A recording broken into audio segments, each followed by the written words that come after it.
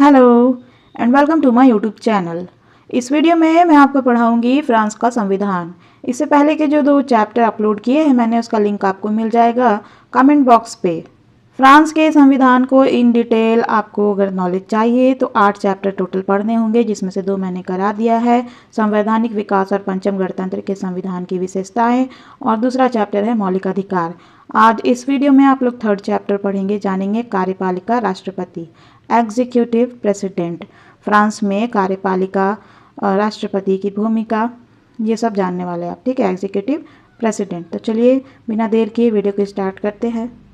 France में राष्ट्रपति पद, तृतीय और चतुर्थ गणतंत्र में राष्ट्रपति पद की व्यवस्था की गई थी और पंचम गणतंत्र में भी राष्ट्रपति पद की व्यवस्था की गई है। लेकिन पंचम गणतंत्र के राष्ट्रपति की स्थिति पिछले 2 संविधानों से आधारभूत रूप में भिन्न है। तृतीय और चतुर्थ गणतंत्र के संविधान द्वारा संसदात्मक व्यवस्था को अपनाया गया था और राष्ट्रपति पद की व्यवस्था कार्यपालिका के औपचारिक प्रधान के रूप में की गई थी।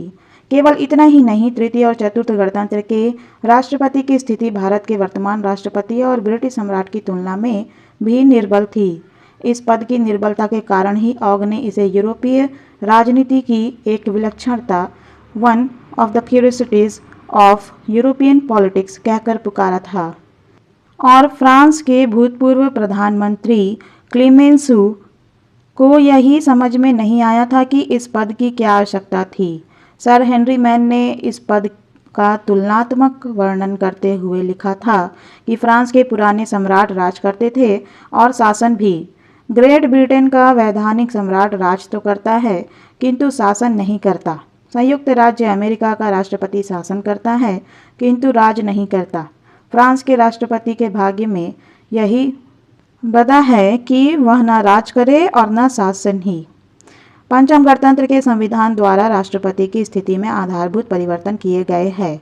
चतुर्थ गणतंत्र के संविधान में अपनाई गई संसदात्मक व्यवस्था ने राजनीतिक अस्थायित्व को जन्म दिया था। अतः पंचम गणतंत्र के संविधान द्वारा संसदात्मक व्यवस्था के स्थान पर संसदात्मक और अध्यक्षात्मक व्यवस्था के मिश्रण को अपनाया गया और राजनीतिक अस्थायित्व को दूर करने के लिए राष्ट्रपति को शक्तिशाली स्थिति प्रदान की गई। इस संविधान में राष्ट्रपति को इतनी शक्तिशाली स्थिति प्राप्त है कि अनेक व्यक्तियों द्वारा उसके अधिनायक हो जाने की आशंका व्यक्त की गई है। फ्रांस के भूतपूर्व प्रधानमंत्री मेंडस फ्रांस लिखते हैं कि वह एक अवंशानुगत सम्राट है जो अपने को वैधानिक अधिनायक बना सकता है। इसी प्रकार फ्रांसीसी संसद के एक अन्य सदस्य मार्कल प्लेसेंट को उसमें तृतीय नेपोलियन की छाया दिखाई पड़ी है और वह कहता है कि राष्ट्रपति के परिवर्धित परम अधिकारों को देखकर आज राष्ट्रपति पद की असुखकर स्मृतियां जाग उठती है। राष्ट्रपति पद के लिए योग्यताएं। फ्रांस में राष्ट्रपति पद के लिए योग्यताएं क्या क्या निर्धारित है।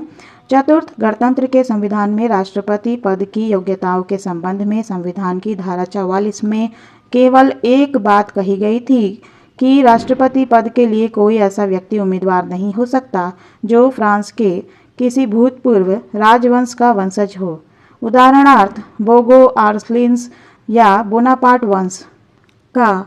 इस व्यवस्था का एकमात्र उद्देश्य यही था कि गणतंत्र के स्थान पर पुनः राजतंत्र की स्थापना न हो सके। इसके अतिरिक्त फ्रांस का कोई भी नागरिक राष्ट्रपति पद का उम्मीदवार हो सकता था। चतुर्थ गणतंत्र में राष्ट्रपति निर्बल होने के कारण सामान्यतया प्रभावशाली और महत्वाकांक्षी राजनीतिज्ञ इस पद के प्रति आकर्षित नहीं होते थे और यह पद मध्यम दर्जे के राजनीतिज्ञों का स्थान ही था। पंचम गणतंत्र के संविधान में राष्ट्रपति पद के लिए किसी भी योग्यता का उल्लेख नहीं किया गया है और फ्रांस का कोई भी मतदाता राष्ट्रपति पद के लिए उम्मीदवार हो सकता है। इस संबंध में उल्लेखनीय है कि फ्रांस में 18 वर्ष की आयु प्राप्त व्यक्ति को वयस्क माना गया है और उसे मताधिकार प्राप्त है। यह सैद्धांतिक स्थिति है और जहां तक व्यवहार का संबंध है, अत्यंत प्रभावशाली राजनीतिज्ञ ही इस पद पर निर्वाचित होने की आशा कर सकता है। राष्ट्रपति का निर्वाचन पद्धति 1958 में अपनाए गए पंचम गणतंत्र के संविधान में राष्ट्रपति के निर्वाचन हेतु अप्रत्यक्ष निर्वाचन की पद्धति अपनाई गई थी और कहा गया था कि राष्ट्रपति का निर्वाचन द्वितीय मतपत्र योजना के अनुसार होगा। प्रथम राष्ट्रपति चार्ल्स डी गॉल संविधान द्वारा निर्धारित इस पद्धति के अनुसार ही फ्रांस के पंचम गणतंत्र के प्रथम राष्ट्रपति निर्वाचित किए गए थे। इस निर्वाचन के बाद प्रथम राष्ट्रपति सहित अनेक व्यक्तियों की सोच यह बनी कि राष्ट्रपति को सर्वोच्च प्रजातांत्रिक नेता की स्थिति प्राप्त हो सके। इसके लिए आवश्यक है कि राष्ट्रपति को भी राष्ट्रीय सभा के समान ही जनता के द्वारा प्रत्यक्ष रूप से निर्वाचित किया जाना चाहिए। दूसरे शब्दों में उसका निर्वाचन राष्ट्र के समस्त निर्वाचकों द्वारा होना चाहिए। राष्ट्रपति की चुनाव पद्धति में संशोधन हेतु राष्ट्रपति डी गॉल ने अनुच्छेद 11 के अधीन प्रक्रिया को अपनाते हुए प्रस्तावित संशोधन को जनमत संग्रह में जनता के समक्ष रख दिया और 6 नवंबर 1962 को इसे जनता के द्वारा स्वीकृति प्रदान कर दी गई। 1962 में की गई इस व्यवस्था के अनुसार अब फ्रांस का राष्ट्रपति फ्रांस के समस्त निर्वाचकों द्वारा प्रत्यक्ष रूप से निर्वाचित होता है। संविधान के 7वीं धारा के अनुसार राष्ट्रपति प्रयुक्त किए गए वैध मतों के कुल बहुमत से चुने जाएंगे। इस स्थिति को प्राप्त करने के लिए द्वितीय मतपत्र योजना सेकंड बैलेट पेपर को अपनाया गया है। इस योजना के अंतर्गत आवश्यक होने पर 2 पृथक पृथक मतदान होते हैं। प्रथम मतदान में यदि किसी उम्मीदवार को मतदाताओं का कुल बहुमत 50% से अधिक मत प्राप्त हो जाता है तो उसे निर्वाचित घोषित कर दिया जाता है। लेकिन यदि प्रथम मतदान में किसी भी उम्मीदवार को स्पष्ट बहुमत प्राप्त नहीं होता है तो प्रथम मतदान के बाद आगामी द्वितीय रविवार को द्वितीय मतदान होता है, जिसमें प्रथम मतदान के प्रथम 2 उम्मीदवारों में ही चुनाव करना होता है और अधिक मत स्पष्ट बहुमत प्राप्त व्यक्ति को निर्वाचित घोषित किया जाता है। 1965 में हुए राष्ट्रपति चुनाव से इस मत पद्धति को समझा जा सकेगा। राष्ट्रपति पद का चुनाव 1965 में डाले गए मतों का प्रतिशत। एक तरफ आप लोगों को उम्मीदवार के नाम दिख रहे होंगे, दूसरी तरफ डाले गए मतों का प्रतिशत है प्रथम मतदान और द्वितीय मतदान में। ठीक है, डी गॉल को प्रथम मतदान में 1965 के चुनाव में 44.6% वोट्स मिले। ठीक है, और सेकंड मतदान में 55.2%। वहीं मिटरलैंड जो है उन्हें 31.7% फर्स्ट वोटिंग में प्रथम मतदान और द्वितीय मतदान 44.8%। लेकानेट को मिला 15.6% फर्स्ट वोटिंग। ठीक है, और टिक्सियर विग्नाकोट को मिला 5.2%, मर्कलेसी को 1.7% और बर्बू को 1.1%। ये 1965 के चुनाव के आंकड़े हैं। ठीक है, राष्ट्रपति पद का चुनाव अप्रैल मई 2007। फ्रांस के राष्ट्रपति का चुनाव द्वितीय मतदान पद्धति सेकंड बैलेट सिस्टम के आधार पर होता है। अतः राष्ट्रपति पद का चुनाव 2 चरणों में होता है। मतदान का प्रथम चरण 22 अप्रैल को संपन्न हुआ तथा द्वितीय चरण 6 मई को। प्रथम चरण में 12 उम्मीदवार थे, लेकिन इनमें प्रमुख 4 उम्मीदवार ही थे। प्राप्त मतों का विवरण इस प्रकार है। उम्मीदवार एक तरफ है, एक तरफ डाले गए मतों का प्रतिशत। अप्रैल मई 2007 राष्ट्रपति पद के चुनावों के मतों का विवरण इस प्रकार है। उम्मीदवार जो है निकोलस सार्कोजी, द गॉलवादी उम्मीदवार, उनको प्रथम मतदान मिला 31.1% वोट मिले उन्हें। ठीक है, द्वितीय सेकंड टाइम में मिला 53.1%। वहीं सिगोलिन रॉयल समाजवादी दल से जो है उन्हें 25.8% मिला है। ठीक है, फर्स्ट वोट, और इसके बाद सेकंड जो वोटिंग हुआ उसमें 46.9%। फ्रांकोस बात्रो मध्यम मार्गी उम्मीदवार, इन्हें 18.5% वोट मिले फर्स्ट वोटिंग में। ठीक है, और जियान मेरी ली पेन, इन्हें 10.5% वोट प्राप्त हुए, जो कि अति दक्षिणपंथी उम्मीदवार थे। और अन्य 8 उम्मीदवारों को कितने मत प्राप्त हुए हैं? 14.1%। इस प्रकार लगभग 6% मतों के अंतर से दी गॉल वाली उम्मीदवार निकोलस सार्कोजी ने विजय प्राप्त की तथा उन्हें 16 मई को राष्ट्रपति पद की शपथ ली। नए राष्ट्रपति सार्कोजी ने सीनेटर फ्रैंकोइस फिलन को अपनी सरकार में प्रधानमंत्री नियुक्त किया है। विशेष बात यह है कि 15 सदस्यीय मंत्रिमंडल में 7 महिलाएं हैं। नए राष्ट्रपति का निर्वाचन उसके पूर्व पदाधिकारी की पदावधि के समाप्त होने से अधिक 35 दिन और कम से कम 20 दिन के पूर्व होना चाहिए। यदि किसी कारण से राष्ट्रपति का पद रिक्त हो जाए तो सीनेट का सभापति अस्थायी रूप से राष्ट्रपति का कार्य करेगा और पद के रिक्त होने के अधिक से अधिक 35 दिन के भीतर ही नए राष्ट्रपति का निर्वाचन होगा। यदि कार्यकाल की बात की जाए तो चतुर्थ गणतंत्र के समान ही पंचम गणतंत्र के राष्ट्रपति का कार्यकाल 7 वर्ष रखा गया था। 20वीं सदी के अंतिम 2 दशकों में विभिन्न पक्षों द्वारा सोचा जा रहा था कि 7 वर्ष का कार्यकाल बहुत अधिक है तथा 7 वर्ष के स्थान पर 5 वर्ष का कार्यकाल उचित होगा। 2002 ईस्वी के अंतिम दिनों में किए गए संशोधन के अनुसार अब राष्ट्रपति का कार्यकाल 5 वर्ष कर दिया गया है। राष्ट्रपति के पुनर्निर्वाचन पर किसी भी प्रकार का कोई प्रतिबंध नहीं है। फ्रांस में उपराष्ट्रपति पद की व्यवस्था नहीं की गई है तथा यदि राष्ट्रपति का पद आकस्मिक रूप से रिक्त हो जाता है तो अनुच्छेद 11 और 12 में वर्णित कर्तव्यों के अतिरिक्त अन्य सभी कर्तव्य अस्थायी रूप से सीनेट के सभापति द्वारा संपादित किए जाएंगे। फ्रांस में राष्ट्रपति पद के पदच्युति की क्या प्रक्रिया है? पंचम गणतंत्र के संविधान की 68वीं धारा में राष्ट्रपति की पदच्युति की व्यवस्था की गई है। इस धारा यानी 68वीं धारा के अनुसार केवल राजद्रोह हाई ट्रेजन के दोष पर ही राष्ट्रपति पर महाभियोग चलाया जा सकता है।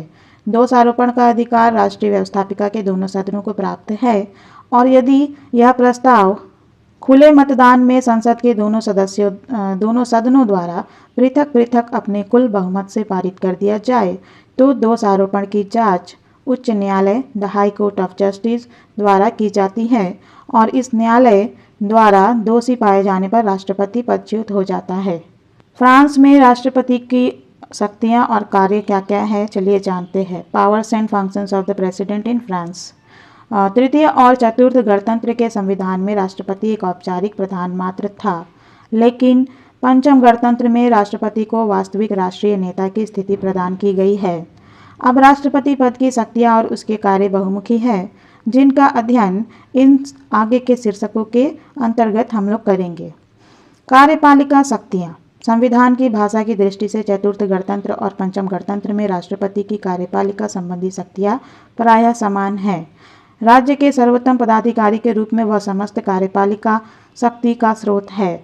वह समस्त अवसरों पर राज्य का प्रतिनिधित्व करता है और स्थल, जल तथा वायु सेना का प्रधान है। लेकिन इन दोनों संविधानों के राष्ट्रपति की कार्यपालिका शक्तियों की समानता यहीं पर समाप्त हो जाती है। चतुर्थ गणतंत्र में वह कार्यपालिका का औपचारिक प्रधान मात्र था, किंतु पंचम गणतंत्र में वह कार्यपालिका का वास्तविक प्रधान हो गया है।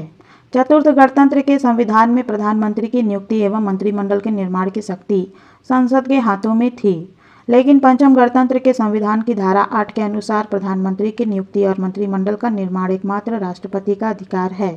प्रधानमंत्री के लिए अब यह आवश्यक नहीं है कि वह अपनी नियुक्ति के पश्चात राष्ट्रीय सभा का विश्वास प्राप्त करे और मंत्रिमंडल के सदस्य संसद के सदस्य नहीं हो सकते हैं। राष्ट्रपति प्रधानमंत्री के चयन में स्वयं को किस सीमा तक स्वतंत्र मानते हैं, यह 1973 के घटना चक्र से स्पष्ट हो जाता है। 4 मई 1973 को राष्ट्रीय सभा के चुनाव के प्रथम चक्र में जब वामपंथी दलों को दिगौलवादी दल से अधिक मत मिले, तब राष्ट्रपति पाम्पिदू ने अपने प्रेस घोषणा में कहा था कि वे वामपंथी दलों के नेता को सरकार बनाने के लिए आमंत्रित नहीं करेंगे। यद्यपि चुनाव के दूसरे दौर में दिगौलवादी दल को बहुमत मिल जाने के कारण राष्ट्रपति द्वारा इस प्रकार का आचरण किए जाने का अवसर नहीं आया, लेकिन उनके इस कथन से यह तो स्पष्ट हो जाता है कि राष्ट्रपति प्रधानमंत्री के चयन को अपना व्यक्तिगत अधिकार मानते हैं। राष्ट्रपति न केवल प्रधानमंत्री के चयन वरन प्रधानमंत्री को पदच्युत करने का भी अधिकार रखते हैं। 1968 के अंत में डी गॉल ने पाम्पिदू को पदच्युत कर दिया और राष्ट्रपति जॉर्ज पाम्पिदू के आग्रह पर ही उनके प्रथम प्रधानमंत्री सेवा देल्मा ने त्यागपत्र दिया था। इसी प्रकार 1974 में मृत्यु के कुछ ही दिनों पूर्व राष्ट्रपति पाम्पिदू ने प्रधानमंत्री मेस्मेर को सरकार के पुनर्गठन का आदेश दिया था, जिसका पालन किया गया। 1976 में राष्ट्रपति जिस्कार d'Estaing द्वारा सिराक को प्रधानमंत्री पद से अलग कर दिया गया। इसी प्रकार मई 1991 में राष्ट्रपति मितेरां की अप्रसन्नता के कारण ही माइकल रोकॉर्ड ने प्रधानमंत्री पद से त्यागपत्र दिया और राष्ट्रपति ने अपनी घनिष्ठ सहयोगिनी श्रीमती एडिथ क्रिसोन को प्रधानमंत्री पद पर नियुक्त किया। लेकिन 1993 के घटनाचक्र से स्पष्ट हो गया है कि इस संबंध में राष्ट्रपति की सीमाएं हैं। मार्च 1993 में जब राष्ट्रीय सभा के चुनावों में जनता ने राष्ट्रपति के राजनीतिक दल समाजवादी दल को करारी हार दी तो राष्ट्रपति को बाध्य होकर 29 मार्च 1993 को श्रीमती एडिथ क्रिसोन के स्थान पर दक्षिणपंथी नेता एडवर्ड बलादूर को फ्रांस का प्रधानमंत्री नियुक्त करना पड़ा। इसी प्रकार जून 1997 में राष्ट्रपति को अपने ही गठबंधन के प्रधानमंत्री एलन जुप्पी से त्यागपत्र लेकर वामपंथी गठबंधन के लियोनेल जोस्पिन को देश का नया प्रधानमंत्री नियुक्त करना पड़ा। इस प्रकार सामान्य परिस्थितियों में प्रधानमंत्री की नियुक्ति में राष्ट्रपति अपने विवेक का प्रयोग कर सकते हैं तथा कुछ परिस्थितियों में वे प्रधानमंत्री को पदच्युत भी कर सकते हैं। लेकिन जब जनता आम चुनावों में प्रधानमंत्री के दल को पूर्णतया अस्वीकार कर दे तब राष्ट्रपति को जनता द्वारा व्यक्त किए गए मत का सम्मान करना होता है। संविधान के अनुच्छेद 9 के अनुसार राष्ट्रपति मंत्रिमंडल की बैठकों का सभापतित्व करते हैं और इस प्रकार मंत्रिमंडल की कार्यवाही पर उनका पूर्ण नियंत्रण रहता है। चतुर्थ गणतंत्र के संविधान में राष्ट्रपति के प्रत्येक कार्य पर प्रधानमंत्री अथवा अन्य किसी मंत्री के प्रति हस्ताक्षर काउंटर सिग्नेचर आवश्यक थे और इस उपबंध के कारण राष्ट्रपति को कोई वास्तविक शक्ति प्राप्त नहीं थी। लेकिन पंचम गणतंत्र के संविधान के अनुसार राष्ट्रपति की कार्यपालिका शक्तियों को दो भागों में बांट दिया गया है। एक भाग के कार्यों के लिए राष्ट्रपति को मंत्रिमंडल का परामर्श अनिवार्य लेना होता है, अर्थात इस भाग के कार्यों के लिए संबंधित मंत्री के प्रति हस्ताक्षर अनिवार्य है। दूसरे भाग में कुछ ऐसे कार्य हैं जिनसे संबंधित राष्ट्रपति के आदेशों के लिए प्रधानमंत्री या विभागीय मंत्री के हस्ताक्षर की आवश्यकता नहीं है। संविधान की धारा 19 में कहा गया है कि संविधान की धारा 8, 11, 12, 16, 18, 54, 56 और 61 में वर्णित राष्ट्रपति के कार्यों को छोड़कर अन्य कार्यों के लिए प्रधानमंत्री और आवश्यक होने पर विभागीय मंत्री के हस्ताक्षर आवश्यक होंगे। इन धाराओं का संबंध प्रधानमंत्री की नियुक्ति, संसद को भंग करने, संवैधानिक परिषद के गठन और राष्ट्रपति के संकटकालीन अधिकारों से है। इन अधिकारों के प्रयोग के संबंध में राष्ट्रपति स्वतंत्र है और स्वयं अपने ही विवेक के अनुसार कार्य करता है। विधायी शक्तियाँ। चतुर्थ गणतंत्र में राष्ट्रपति राज्य का औपचारिक प्रधान मात्र था और उसे कोई विधायी अधिकार प्राप्त नहीं थे। राष्ट्रपति के द्वारा संसद के पास जो संदेश भेजे जाते उन पर भी मंत्री के प्रति हस्ताक्षर होने आवश्यक थे और व्यवहार में 70 वर्ष के काल में तृतीय और चतुर्थ गणतंत्र राष्ट्रपति ने अपने निर्वाचन के लिए धन्यवाद के अतिरिक्त कोई भी संदेश संसद के पास नहीं भेजा था। लेकिन पंचम गणतंत्र के संविधान द्वारा राष्ट्रपति को विधायी क्षेत्र में व्यापक शक्तियां प्रदान की गई है, जिनका उल्लेख इस प्रकार है। पंचम गणतंत्र में जो शक्तियां राष्ट्रपति को प्रदान की गई है वो इस प्रकार है। संदेश भेजना। चतुर्थ गणतंत्र के संविधान में राष्ट्रपति को केवल राष्ट्रीय सभा में अपना संदेश भेजने का अधिकार था, लेकिन पंचम गणतंत्र के संविधान के अनुसार उसे संसद के दोनों सदनों में संदेश भेजने का अधिकार है। व्यवहार के अंतर्गत राष्ट्रपति के संदेशों का कानून निर्माण पर पर्याप्त प्रभाव देखा गया है। संसद का विशेष अधिवेशन बुलाना। अनुच्छेद 29 में कहा गया है कि प्रधानमंत्री या राष्ट्रीय सभा के बहुमत सदस्यों की प्रार्थना पर राष्ट्रपति विशेष कार्यक्रम सहित संसद का अधिवेशन आमंत्रित करेगा। इस शब्दावली में प्रयुक्त किए गए प्रार्थना शब्द के आधार पर ही ली मोंड ने लिखा है कि अधिवेशन आमंत्रित करना या ना करना राष्ट्रपति की इच्छा पर निर्भर है। विशेष अधिवेशन के लिए बहुमत प्रतिनिधियों की मांग को राष्ट्रपति अस्वीकार भी कर सकता है और मार्च 1960 में राष्ट्रपति डिगॉल के द्वारा ऐसा ही किया गया था। इसके अतिरिक्त विशेष अधिवेशन में उन्हीं विषयों पर विचार किया जाता है जिन पर राष्ट्रपति चाहे। विधेयक को पुनर्विचार के लिए लौटाना। चतुर्थ गणतंत्र के संविधान के अनुसार संसद द्वारा पारित विधेयक राष्ट्रपति के पास भेजा जाता था और उसे केवल 10 दिन का समय प्राप्त था। पंचम गणतंत्र के संविधान में यह अवधि 15 दिन कर दी गई है। संविधान की धारा 10 में कहा गया है कि संसद से पारित होने पर विधेयक राष्ट्रपति के पास भेजा जाएगा और राष्ट्रपति 15 दिन के भीतर उसे कानून घोषित करेगा।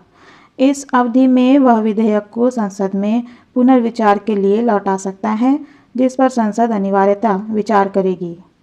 विधेयक को सीधे जनमत संग्रह के लिए भेजना।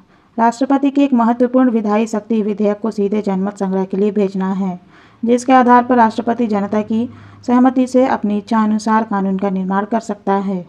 संविधान की 11वीं धारा के अनुसार राष्ट्रपति कुछ विशेष विषयों से संबंधित विधेयकों को मंत्रिमंडल अथवा संसद के दोनों सदनों के संयुक्त प्रस्ताव पर जनमत संग्रह के लिए भेज सकता है और जनमत संग्रह में बहुमत द्वारा विधेयक का समर्थन किए जाने पर वह सामान्य विधि की भांति उसकी घोषणा करता है।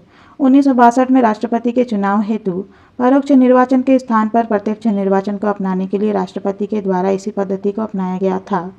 राष्ट्रीय सभा को भंग करना। राष्ट्रपति की सर्वाधिक महत्वपूर्ण विधायी शक्ति राष्ट्रीय सभा को भंग करने से संबंधित है। संविधान की धारा 12 के अनुसार गणतंत्र का राष्ट्रपति, प्रधानमंत्री तथा संसद के दोनों सदनों के सभापतियों से परामर्श के उपरांत राष्ट्रीय सभा नेशनल असेंबली को भंग कर सकता है। संविधान की भाषा से स्पष्ट है कि राष्ट्रपति के लिए प्रधानमंत्री तथा दोनों सदनों के बीच सभापतियों से केवल परामर्श लेना ही आवश्यक है, न कि अनुमति लेना। राष्ट्रपति की इस शक्ति पर 2 प्रतिबंध है। प्रथम, राष्ट्रीय सभा के पुनर्निर्वाचन के बाद 1 वर्ष के भीतर राष्ट्रपति उसे पुनः भंग नहीं कर सकता। और द्वितीय, यदि राष्ट्रपति अनुच्छेद 16 द्वारा प्रदत्त आपातकालीन शक्तियों के आधार पर कार्य कर रहा है तो राष्ट्रीय सभा को भंग नहीं किया जा सकता। एक बुद्धिमान राष्ट्रपति राष्ट्रीय सभा को भंग करने की शक्ति का विशेष परिस्थितियों में और पर्याप्त सोच विचार कर ही प्रयोग करता है। राष्ट्रपति के द्वारा संसद को किन्हीं विशेष विषयों पर वाद विवाद करने से रोका भी जा सकता है। राष्ट्रपति की इन विधायी शक्तियों से स्पष्ट है कि राष्ट्रपति कानून निर्माण में सक्रिय भूमिका अदा करता है। नियुक्ति संबंधी शक्तियाँ। पंचम गणतंत्र के संविधान की 13वीं धारा में कहा गया है कि राष्ट्रपति मंत्रिपरिषद की बैठक में राज्य के काउंसिलरों, grand chancellor of the legion of honour, प्रीफेक्टों, समुद्र पार क्षेत्रों में सरकार के प्रतिनिधियों, राजदूतों, विश्वविद्यालयों के कुलपतियों आदि पदाधिकारियों की नियुक्ति करेगा। इस संबंध में महत्वपूर्ण तथ्य यह है कि ब्रिटेन और भारत आदि संसदीय व्यवस्था वाले राज्यों में सम्राट या राष्ट्रपति के द्वारा जो नियुक्तियां की जाती है उनका वास्तविक निर्णय मंत्रिमंडल करता है, लेकिन पंचम गणतंत्र के अंतर्गत स्थिति भिन्न है। नियुक्तियां यद्यपि मंत्रिपरिषद की बैठक में की जाती है, लेकिन क्योंकि मंत्रिपरिषद की नियुक्ति और कार्य संचालन पर राष्ट्रपति का नियंत्रण है, इसलिए राष्ट्रपति इन नियुक्तियों के संबंध में प्रभावशाली स्थिति रखता है। इस संबंध में पंचम गणतंत्र के राष्ट्रपति की स्थिति अमेरिकी राष्ट्रपति से भी अधिक प्रभावशाली है, क्योंकि अमेरिकी राष्ट्रपति द्वारा की गई नियुक्तियों पर सीनेट का अनुसमर्थन आवश्यक होता है, जबकि फ्रांस में शासन द्वारा की गई नियुक्तियों पर संसद की पुष्टि आवश्यक नहीं है। वैदेशिक संबंधों के संचालन की शक्ति। चतुर्थ गणतंत्र के संविधान द्वारा औपचारिक रूप में राष्ट्रपति को वैदेशिक संबंधों के संचालन की शक्ति प्रदान की गई थी, लेकिन व्यवहार में इस शक्ति का प्रयोग रक्षा मंत्री, सेना मंत्री और संसद के द्वारा किया जाता था। पंचम गणतंत्र के संविधान के अंतर्गत वैदेशिक संबंधों के संचालन के विषय में राष्ट्रपति को व्यापक अधिकार प्राप्त है। राष्ट्रपति राजदूतों, विशेष दूतों, इनवॉयस और प्रदूतों, कॉन्सल्स की नियुक्तियां करता है और विदेशों से आए राजदूत भी उसी के नाम से प्रमाण पत्र लाते हैं। संधि और अंतर्राष्ट्रीय समझौतों के विषय में भी उसका निर्णयकारी प्रभाव रहता है। यद्यपि संविधान की धारा 53 के अनुसार शांति संधि, व्यापारिक संधि, अंतर्राष्ट्रीय संगठन संबंधी संधि तथा राज्य क्षेत्रों के हस्तांतरण और समर्पण आदि से संबंधित संधियों की स्वीकृति संसद के द्वारा होनी चाहिए, लेकिन संविधान की इस धारा से व्यवहार में राष्ट्रपति का प्रभाव क्षेत्र कम नहीं हुआ है। फ्रांसीसी समुदाय के संबंध में भी राष्ट्रपति को विशेष स्थिति प्राप्त है। अब तक पंचम गणतंत्र के प्रथम राष्ट्रपतियों ने वैदेशिक संबंधों के संचालन में जो भूमिका अदा की, उससे भी वैदेशिक संबंधों के संचालन में राष्ट्रपति की महत्वपूर्ण स्थिति नितांत स्पष्ट हो जाती है। ब्रिटेन के यूरोपीय आर्थिक समुदाय EEC में प्रवेश के संबंध में जो प्रथम और द्वितीय वार्ता हुई, उसमें डी गॉल ने भाग लिया। राष्ट्रपति पॉम्पिडू ने 6 देशों की हेग शिखर वार्ता में भाग लिया और यूरोपीय आर्थिक समुदाय में ब्रिटेन के प्रवेश के संबंध में जो तीसरी वार्ता हुई, उसमें वे प्रमुख और सक्रिय रूप से संबंधित थे। न्यायिक शक्तियाँ। राष्ट्रपति को न केवल कार्यपालिका और विधायी वरन न्यायिक शक्तियां भी प्राप्त है। सामान्यतः संविधान की व्याख्या का अधिकार न्यायपालिका को प्रदान किया जाता है, लेकिन पंचम गणतंत्र के संविधान द्वारा यह अधिकार राष्ट्रपति को प्रदान किया गया है। धारा 5 में कहा गया है कि गणतंत्र का राष्ट्रपति यह देखेगा कि संविधान का सम्मान हो। अपने निर्वाचन आर्बिट्रेशन के द्वारा वह सार्वजनिक शक्तियों की नियमित कार्यशीलता एवं राज्य की निरंतरता को सुनिश्चित करेगा। वह देखेगा कि राष्ट्रीय स्वतंत्रता तथा राज्य क्षेत्र की अखंडता बनी रहे और समुदाय के समझौतों तथा संधियों का सम्मान हो। पंचम गणतंत्र के प्रथम राष्ट्रपति जनरल डी गॉल द्वारा अपनी शक्ति बढ़ाने में संविधान की इस धारा का बहुत अधिक प्रयोग किया गया था और द्वितीय राष्ट्रपति जॉर्ज पॉम्पिडू के संबंध में भी बहुत कुछ सीमा तक यह बात कही जा सकती है। राष्ट्रपति को न्यायिक क्षेत्र में कुछ अन्य अधिकार भी प्राप्त है। संविधान की धारा 64 के अनुसार राष्ट्रपति न्यायिक स्वतंत्रता का संरक्षक है। राष्ट्रपति ही न्यायपालिका की उच्च परिषद संवैधानिक परिषद का सभापतित्व करता तथा उसके सभी 9 सदस्यों की नियुक्ति करता है। वह संवैधानिक परिषद के 1/3 सदस्यों तथा अध्यक्ष की नियुक्ति करता है। राष्ट्रपति द्वारा ये सभी न्यायिक नियुक्तियां उच्च न्यायिक परिषद की मंत्रणा के आधार पर की जाती है। अनुच्छेद 17 के अनुसार राष्ट्रपति को क्षमादान का अधिकार भी प्राप्त है, जिसका प्रयोग भी वह उच्च न्यायिक परिषद हायर काउंसिल ऑफ जुडिशरी की मंत्रणा के आधार पर करता है। संकटकालीन शक्तियाँ 1958 में जबकि पंचम गणतंत्र के संविधान का निर्माण हुआ, उस समय फ्रांस की स्थिति बहुत अधिक विकट थी। इसलिए संविधान के द्वारा राष्ट्रपति को संकटकालीन शक्तियाँ प्रदान की गई है। स्वयं डी गॉल के अनुसार अनुच्छेद 16 में की गई व्यवस्था का उद्देश्य नेतृत्व की असफलता से उत्पन्न उस स्थिति की पुनरावृत्ति को रोकना था जो 1940 में उत्पन्न हुई थी।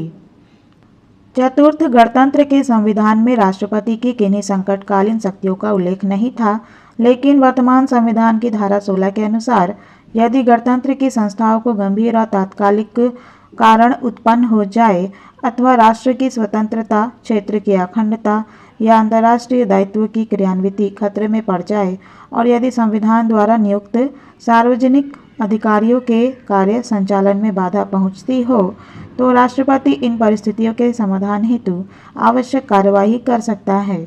संविधान में कहा गया है कि राष्ट्रपति एक संदेश द्वारा राष्ट्र को इन परिस्थितियों से परिचित कराएगा। संकट काल की घोषणा के साथ ही संसद का अधिवेशन स्वतः ही प्रारंभ हो जाएगा और संकट काल में राष्ट्रीय सभा भंग नहीं होगी और न संसद की बैठक स्थगित हो सकेगी। राष्ट्रपति की कार्यवाही का एक ही उद्देश्य होगा कि यथासंभव कम से कम समय में सामान्य स्थिति स्थापित हो सके, जिससे संविधान द्वारा स्थापित सरकार अपने कर्तव्यों को संपादित कर सके। संकटकालीन स्थिति उत्पन्न हुई है अथवा नहीं, इसका निर्णय राष्ट्रपति अपने विवेक के आधार पर करेगा और संकटकालीन अवस्था में शासन के संचालन का उत्तरदायित्व राष्ट्रपति पर ही होगा। राष्ट्रपति के द्वारा अब तक केवल एक बार 23 अप्रैल से 30 सितंबर 1961 तक अल्जीरिया संकट की स्थिति में इसका प्रयोग किया गया।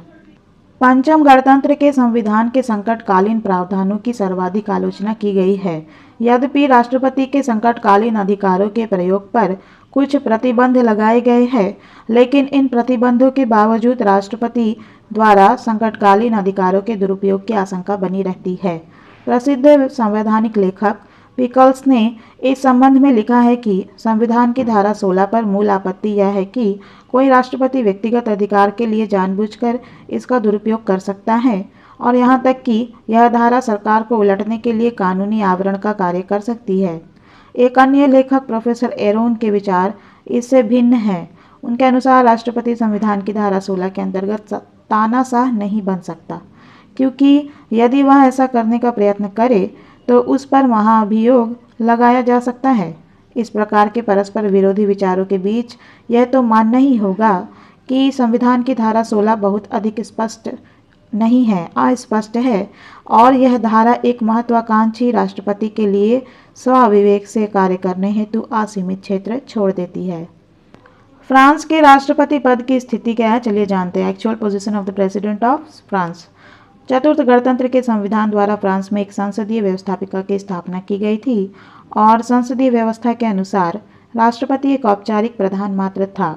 दूसरे शब्दों में वह ब्रिटेन के सम्राट या भारत के वर्तमान राष्ट्रपति के समान था। यद्यपि राष्ट्रपति को प्रशासनिक शक्तियां प्राप्त नहीं थी, लेकिन उसे प्रभाव अवश्य ही प्राप्त था। लेकिन पंचम गणतंत्र के संविधान के अंतर्गत राष्ट्रपति पद की स्थिति नितांत भिन्न है। इस संविधान के द्वारा राष्ट्रपति को व्यापक शक्तियां प्रदान की गई है। संविधान की धारा 8 के अनुसार प्रधानमंत्री की नियुक्ति एकमात्र अधिकार राष्ट्रपति को ही है और मंत्रिमंडल के निर्माण में भी उसकी भूमिका बहुत अधिक महत्वपूर्ण है। क्योंकि मंत्रिमंडल के सदस्य संसद के सदस्य नहीं होते, इसलिए उन पर राष्ट्रपति का प्रभावकारी नियंत्रण रहता है। राष्ट्रपति अब एक औपचारिक प्रधान मात्र ही नहीं है। यह इस तथ्य से स्पष्ट है कि नवीन संविधान के अंतर्गत राष्ट्रपति के सभी कार्यों के लिए प्रधानमंत्री या विभागीय मंत्री के प्रति हस्ताक्षर की आवश्यकता नहीं होती है। प्रधानमंत्री को न केवल कार्यपालिका वरन विधायी क्षेत्र की भी महत्वपूर्ण शक्तियाँ प्राप्त है। इसके अतिरिक्त राष्ट्रपति को संकटकालीन शक्तियाँ प्रदान की गई है। विशेष बात यह है कि संकट काल के निर्णय तथा उसका सामना करने का पूर्ण दायित्व राष्ट्रपति पर ही है। इन सब के अतिरिक्त सामान्यतया संविधान की व्याख्या का अधिकार न्यायपालिका को प्रदान किया जाता है, लेकिन पंचम गणतंत्र के संविधान द्वारा यह अधिकार भी राष्ट्रपति को ही प्रदान किया गया है। इस प्रकार संविधान द्वारा राष्ट्रपति को विधायी, प्रशासनिक और न्यायिक शक्तियाँ प्रदान की गई है और व्यवहार में भी वह इन समस्त शक्तियों का प्रयोग करता है। राज्य की स्वतंत्रता तथा अखंडता और संविधान की प्रतिष्ठा की रक्षा का भार उस पर ही है। राष्ट्रपति की इस महत्वपूर्ण स्थिति को दृष्टि में रखते हुए मॉरिस थॉरेज ने लिखा है कि फ्रांस के राष्ट्रपति को 19वीं सदी के सम्राटों से भी अधिक अधिकार प्राप्त है। सन 1958 में पंचम गणतंत्र के संविधान को अपनाया गया था और उस समय से लेकर अब तक फ्रांस की शासन व्यवस्था में राष्ट्रपति पद को ही सर्वाधिक शक्तिशाली देखा गया है। प्रथम राष्ट्रपति जनरल डी गॉल ने राष्ट्रपति पद के संबंध में जिस स्थिति को ग्रहण किया था, वह स्वयं उनके ही 20 सितंबर 1962 के वक्तव्य से स्पष्ट है। नवीन संविधान के अंतर्गत हमारे राज्य की केंद्रीय धुरी गणतंत्र का राष्ट्रपति है। पहले के समान अब राष्ट्रपति की भूमिका परामर्शदात्री और औपचारिक कार्यों तक सीमित नहीं है। संविधान उसे फ्रांस और उसके गणतंत्र के भाग्य की रक्षा का महत्वपूर्ण उत्तरदायित्व सौंपता है। संविधान के अनुसार राष्ट्रपति देश की स्वतंत्रता और अखंडता का संरक्षक है। संक्षेप में, वह फ्रांस के लिए उत्तरदायी है। इस उत्तरदायित्व को पूरा करने के लिए उसे पर्याप्त शक्तियाँ प्राप्त होनी चाहिए। अतः संविधान उसे ये व्यापक शक्तियाँ देता है। मंत्रियों की नियुक्ति और प्रधानमंत्री का चयन वही करता है और वही आज्ञप्तियों और अध्यादेशों के रूप में सभी महत्वपूर्ण निर्णय लेता है। वही अधिकारियों और न्यायाधीशों की नियुक्तियाँ करता है और राष्ट्रीय सुरक्षा तथा वैदेशिक नीति के क्षेत्र में वही प्रत्यक्षता कार्य करता है। इन सब के अतिरिक्त यदि देश और उसके गणतंत्र को कोई संकट उत्पन्न हो तो इस स्थिति का सामना करने के लिए राष्ट्रपति को व्यक्तिगत रूप से सभी अधिकार और कर्तव्य प्राप्त है। राष्ट्रपति देश का सर्वोच्च पदाधिकारी है। इस बात पर बल देते हुए डी गॉल ने पुनः अपने 31 जनवरी 1964 के प्रेस सम्मेलन में कहा था कि जनता के द्वारा राज्य की संपूर्ण सत्ता स्वयं द्वारा निर्वाचित राष्ट्रपति को प्रदान की गई है और अन्य सभी सत्ताएं मंत्रिमंडल, लोक सेवाएं, सैनिक और न्यायिक अपनी शक्ति राष्ट्रपति से प्राप्त करते तथा उसी पर निर्भर है। 1964 में 1964 में तत्कालीन प्रधानमंत्री पाम्पिदु ने यह स्पष्ट कर दिया था कि पंचम गणतंत्र के अंतर्गत सर्वोच्च शिखर पर दोहरी स्थिति नहीं है और 1970 में पाम्पिदु द्वारा नियुक्त प्रधानमंत्री चेवन डेलमास ने भी इस स्थिति को दोहराया था। प्रथम 3 राष्ट्रपतियों जनरल डी गॉल, जॉर्ज पाम्पिदु तथा राष्ट्रपति जिस्कार d'Estaing द्वारा अपने अधिकारों के संबंध में अपनाए गए व्यापक दृष्टिकोण से भी राष्ट्रपति पद की सर्वोपरिता नितांत स्पष्ट हो जाती है। राष्ट्रपति फ्रांसवा मित्रों 1989 to 1989 से 95 ने इसी प्रकार का दृष्टिकोण अपनाया था और यही बात वर्तमान राष्ट्रपति जैक्विस सिराक के बारे में सोची जाती है। फ्रांस के राष्ट्रपति को देश की राजनीति में कितना अधिक प्रभाव और सम्मान प्राप्त है, इसका प्रत्यक्ष उदाहरण मार्च 1973 के राष्ट्रीय सभा के चुनावों में देखा गया। चुनाव के प्रथम चक्र में दी गॉलवादी दल की स्थिति अच्छी नहीं थी, लेकिन चुनाव के द्वितीय चक्र में दी गॉलवादी दल ने राष्ट्रीय सभा में बहुमत से अधिक स्थान प्राप्त कर लिए। चुनाव के द्वितीय चक्र में दी गॉलवादी दल की विजय के जो कारण बताए जाते हैं, उनमें एक कारण है राष्ट्रपति पॉम्पिडू द्वारा चुनाव के ठीक 22 घंटे पहले मतदाताओं के नाम जारी की गई अपील। राष्ट्रपति द्वारा जारी की गई उपयुक्त अपील अनौचित्यपूर्ण राजनीतिक आचरण का उदाहरण भले ही बतलाई जाए, इससे यह तो स्पष्ट हो ही गया कि राष्ट्रपति अपनी एक अपील के आधार पर मतदाताओं के निर्णय को किस सीमा तक प्रभावित कर सकता है। 1978 और 1981 में भी तत्कालीन राष्ट्रपति ऐसा करने में सफल रहे, लेकिन मई-जून 1997 में संपन्न राष्ट्रीय असेंबली के चुनाव परिणामों को राष्ट्रपति निर्णायक रूप से प्रभावित नहीं कर पाए। इस प्रकार जनता और जनमत पर राष्ट्रपति के प्रभाव की सीमाएं हैं, लेकिन इन सीमाओं के बावजूद संविधान और व्यावहारिक राजनीति दोनों में ही पंचम गणतंत्र के अंतर्गत राष्ट्रपति की स्थिति सर्वोपरि है। अब तक आपने जाना फ्रांस के राष्ट्रपति की भूमिका और उनकी शक्तियाँ। अब आप जानेंगे कि फ्रांस के राष्ट्रपति और अमेरिका के राष्ट्रपति में क्या अंतर या समानता है, यानी उनकी तुलना हम लोग जानेंगे। ठीक है, फ्रांस के राष्ट्रपति और अमेरिका के राष्ट्रपति की तुलना। फ्रांस के चतुर्थ गणतंत्र का राष्ट्रपति संसदीय व्यवस्था का प्रधान होने के नाते एक औपचारिक प्रधान मात्र था, और इस कारण उसकी अमेरिका के राष्ट्रपति जैसी शक्तिशाली पदाधिकारी के साथ तुलना करना उपयुक्त नहीं था। लेकिन पंचम गणतंत्र के संविधान द्वारा राष्ट्रपति की स्थिति में महत्वपूर्ण परिवर्तन किया गया है, और अब फ्रांस का राष्ट्रपति अमेरिकी संघ के राष्ट्रपति के समान ही अपने राज्य का न केवल वैधानिक वरन वास्तविक प्रधान भी है। इस दृष्टि से इन दोनों पदाधिकारियों की तुलना नितांत उपयुक्त है, यद्यपि संविधान में प्रयुक्त की गई भाषा की दृष्टि से नहीं, लेकिन वास्तविकता की दृष्टि से इन दोनों राष्ट्रपतियों की निर्वाचन पद्धति एक समान है। अमेरिकी संविधान के निर्माताओं द्वारा राष्ट्रपति के लिए अप्रत्यक्ष निर्वाचन की पद्धति को अपनाया गया था, लेकिन व्यवहार में इसने प्रत्यक्ष निर्वाचन जैसा रूप प्राप्त कर लिया है। इसी प्रकार फ्रांस के मूल संविधान में अप्रत्यक्ष निर्वाचन को अपनाया गया था, लेकिन 1962 में किए गए संशोधन के अनुसार अब राष्ट्रपति का निर्वाचन प्रत्यक्ष रूप से होता है। इस प्रकार दोनों ही देशों के राष्ट्रपति अपने निर्वाचन पद्धति के आधार पर राष्ट्र के सर्वोच्च प्रतीक बन गए हैं। कार्यकाल की दृष्टि से इन दोनों राष्ट्रपतियों में अंतर है। अमेरिकी राष्ट्रपति का कार्यकाल 4 वर्ष है और वह 2 बार से अधिक इस पद पर निर्वाचित नहीं हो सकता, लेकिन फ्रांस के राष्ट्रपति की पदावधि 5 वर्ष है और उसके पुनर्निर्वाचन पर भी कोई प्रतिबंध नहीं है। दोनों ही राष्ट्रपतियों को इस कार्यकाल के पूर्व केवल महाभियोग के आधार पर ही पदच्युत किया जा सकता है। फ्रांस के राष्ट्रपति का दीर्घ कार्यकाल व्यवहार में उसे अधिक शक्तिशाली पदाधिकारी बना देता है। जहां तक शक्तियों का संबंध है, फ्रांस का राष्ट्रपति कुछ बातों में अमेरिकी राष्ट्रपति के समान है और कुछ बातों में अमेरिकी राष्ट्रपति से कम या अधिक शक्तिशाली है। इस संबंध में हमारे द्वारा इस तथ्य को दृष्टि में रखा जाना चाहिए कि फ्रांस में ना तो अमेरिका जैसी अध्यक्षात्मक प्रणाली को पूर्णतया अपनाया गया है और न ही ब्रिटेन जैसी संसदात्मक व्यवस्था को। कार्यपालिका क्षेत्र में अमेरिकी राष्ट्रपति को फ्रांस के पंचम गणतंत्र के राष्ट्रपति से अधिक शक्तिशाली कहा जा सकता है। इसका कारण यह है कि अमेरिकी राष्ट्रपति किसी बात के संबंध में अपने मंत्रियों की राय मानने के लिए बाध्य नहीं है।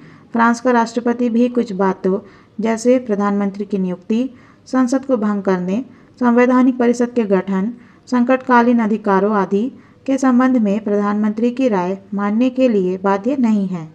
लेकिन इसके साथ ही दूसरी ओर कुछ बातें ऐसी हैं जिनके संबंध में राष्ट्रपति के आदेश पर प्रधानमंत्री या विभागीय मंत्री के प्रति हस्ताक्षर आवश्यक है। इस प्रकार राष्ट्रपति ही संयुक्त राज्य अमेरिका की कार्यपालिका है, लेकिन फ्रांस की कार्यपालिका राष्ट्रपति और मंत्रिपरिषद है, जिसमें राष्ट्रपति निश्चित रूप से सर्वाधिक महत्वपूर्ण है, लेकिन सर्वे सर्वा नहीं। संयुक्त राज्य अमेरिका का राष्ट्रपति मंत्रियों को पदच्युत कर सकता है, लेकिन इस संबंध में फ्रांस के राष्ट्रपति की स्थिति स्पष्ट नहीं है। कुछ परिस्थितियों में भले ही वह इस कार्य को कर ले, लेकिन सभी परिस्थितियों में और अधिकार के साथ वह ऐसा करने की स्थिति में नहीं है। इसके अतिरिक्त दोनों अपने अपने राज्य के प्रधान, सेनापति तथा सर्वोच्च पदाधिकारी हैं और क्षमादान का अधिकार रखते हैं। दूसरी ओर विधायी क्षेत्र में फ्रांस के पंचम गणतंत्र का राष्ट्रपति अमेरिकी राष्ट्रपति से अधिक शक्तिशाली है। फ्रांस का राष्ट्रपति व्यवस्थापिका के प्रथम सदन यानी राष्ट्रीय सभा को भंग कर सकता है तथा कुछ विधेयकों को जनमत संग्रह के लिए प्रसारित कर सकता है, पर अमेरिका के राष्ट्रपति को इस प्रकार के कोई अधिकार प्राप्त नहीं है।